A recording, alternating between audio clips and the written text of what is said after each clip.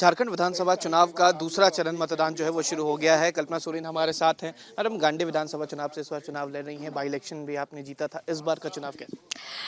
देखिए, इस बार का चुनाव वही मैंने जैसे कहा कि मैं अपने कामों को लेकर के लोगों के बीच में गई हूँ और मैंने लोगों को अपना काम बताया है और कहीं ना कहीं उनका जो विश्वास पहले था अब और ज़्यादा अटूट हो गया है। तो इस बार गांडी की जनता पूरा प्यार देने वाली है।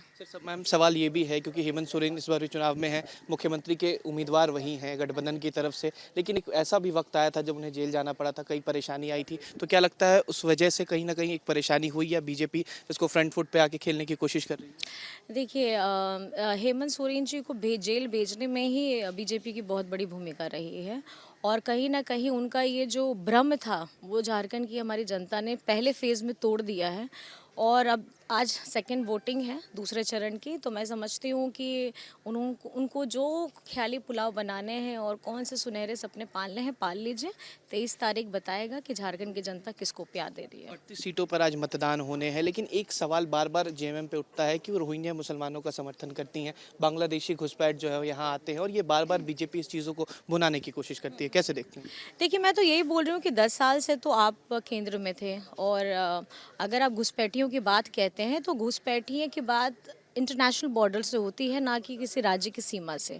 मतलब आप क्या कहना चाहते हैं कि बंगाल से लोग आ गए, बिहार से लोग आ गए, छत्तीसगढ़ से लोग आ गए, मध्य प्रदेश से लोग आ गए, उन्हें घुसपैठ नहीं बोलते हैं। घुसपैठ का मतलब है इंटरनेशनल बॉर्डर से अगर कोई बिना अनुमति के आ जाए तो ये जिम्मेदारी केंद्र सरकार की है, ना कि राज्य सरकार की। और राज्य सरकार अपनी जिम्मेदारी बखूबी निभा रहा है और अगर 10 साल से ये कुछ नहीं कर पाए केंद्र में बैठे तो मुझे लगता है कि उनको त्यागपत्र दे देना चाहिए। सबसे बड़ी गठबंधन में आपकी पार्टी है, जेएमएम है। इस बार क्या लग रहा है कल्पना सोरेन एक अहम भूमिका में इस बार चुनाव के बाद रहेंगी, किस तरीके की स्थितियां? देखिए, अभी फ़िलहाल मेरी जो भूमिका है वो गांडी की मेरी जनता, क्योंकि बहुत प्यार दिया है उन्होंने, बहुत आशीर्वाद दिया है और मैंने भी पूरी जी तोड़ मेहनत करके उनके विश्वास को जीतने का काम किया है। आज कहीं ना कहीं उनका प्यार मुझे इस जगह में ले आया है कि आज झामुमो नहीं, महागठबंधन के लिए भी मैंने प्रचार किया है।